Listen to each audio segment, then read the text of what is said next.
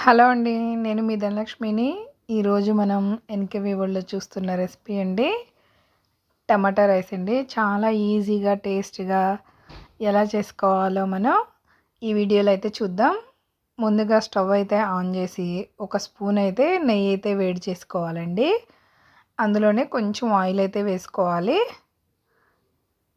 ఈ విధంగా అయితే వేసుకోవాలి. పిల్లలకి లంచ్ బాక్స్‌లోకి ఇట్లా అయితే చాలా బాగుంటుంది. వేడిగా కూడా మనకి ఎప్పుడు ఏం చేయాలో తెలియనప్పుడు కూడా ఈజీ ప్రాసెస్‌లో చేసేసుకోవచ్చండి. ఈ విధంగా దీంట్లో అయితే కొంచెం జీలకర్ర అయితే వేసుకోవాలి. తర్వాత కొంచెం ఆవాలైతే వేసుకుందామండి.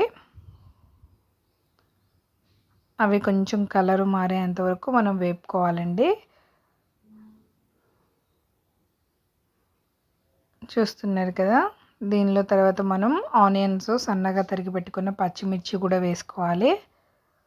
అవి కూడా గోల్డెన్ కలర్ వచ్చేంత వరకు మనం వేపుకోవాలండి. ఈ విధంగా మనం మొత్తం అయితే వేపుకోవాలి. కొంచెం జీడిపప్పు అయితే వేసుకోవాలండి. ముందైతే వేపుకోవాలి. నేను మర్చిపోయాను. మీరైతే ముందు జీలకర్ర, ఆవాలు వేపుకునేటప్పుడే జీడిపప్పు కూడా వేపుకోండి.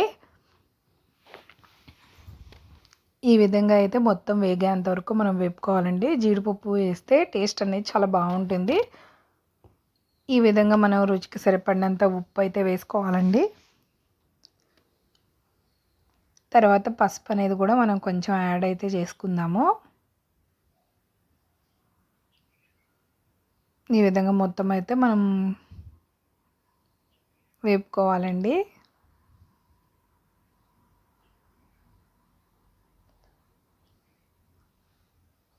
ఇంకా మరిన్ని వీడియోస్ కోసం అయితే మా ఛానల్ని అయితే సబ్స్క్రైబ్ చేయండి. ఏమైనా కుకింగ్ వీడియోస్ కావాలన్నా కింద అయితే కామెంట్ బాక్స్లో అయితే చెప్పండి. ఈ విధంగా అయితే మొత్తం వేపేంత వరకు వేపుకొని దీనిలో మనం కొంచెం అల్లం పేస్ట్ అనేది వేసుకుందామండి. కొంచెం అల్లం వెల్లుల్లి పేస్ట్ అనేది వేసుకుని కొంచెం కలిసేంత వరకు కలుపుకోవాలండి. చూస్తున్నారుగా, పచ్చివాసన పోయేంత వరకు అయితే వేపుకోవాలి. చాలా ఈజీ మెథడ్ అండి, కానీ టేస్ట్ అయితే చాలా అంటే చాలా బాగుంటుంది. తప్పకుండా అయితే ట్రై చేయండి. తర్వాత ఈ విధంగా టమాటా ముక్కలు అనేది వేసుకోవాలండి. కొన్ని అయితే వేసుకోండి. కొన్ని వేసుకొని ముక్కలు కొంచెం మగ్గేంత వరకు మగ్గ పెట్టుకోవాలండి. ఇలా మూత పెట్టడం వల్ల తొందరగా మగ్గుతుంది. ఒక 2-3 మినిట్స్ అయితే మగ్గ పెట్టుకోవాలి. ఇవి కొంచెం ముక్కలు తగలడానికైతే నేను అలా వేసానండి. తర్వాత మనం 2 టమాటాలని పేస్ట్ అయితే చేసుకుని ఈ విధంగా అయితే మనం దీనిలో మొత్తం వేపుకోవాలండి. వేసుకుని ఆయిల్ సపరేట్ అయ్యేంత వరకు మనం టమాటా అనేది వేపుకోవాలండి. అప్పుడే ఏదైనా టేస్ట్ అనేది బాగుంటుంది. ఇంకా ఒక 2-3 మినిట్స్ అనేది మళ్ళీ మూత పెట్టుకుందామండి. చూస్తున్నారు కదా, ఆయిల్ అనేది సపరేట్ అయిపోయింది. ఈ విధంగా మొత్తం అనేది వేపుకోవాలి.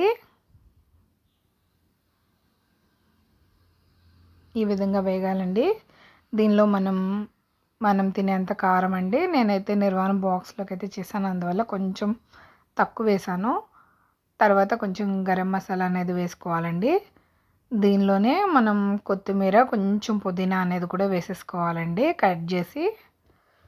ఇది మొత్తం కలుపుకోవాలండి. మొత్తం మగ్గేంత వరకు మగ్గబెట్టుకోవాలి.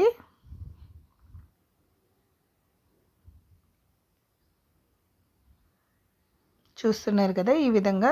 తర్వాత మనం బాయిల్ చేసి ఉంచుకున్న రైస్ని అయితే దీనిలో వేసి ఉప్పు చూసి మనం సర్వ్ చేసుకుంటే సరిపోతుందండి. టమాటా రైస్ అనేది రెడీ అయిపోయినట్టే. చాలా ఈజీ ప్రాసెస్ అండి. ఈ విధంగానే మనం ఓన్లీ బిర్యానీ చేసినట్టు కూడా చేయొచ్చండి. నేను అది కూడా తొందరలోనే మీకు పోస్ట్ చేస్తాను. మరిన్ని వీడియోస్ కోసం ప్లీజ్ సబ్స్క్రైబ్.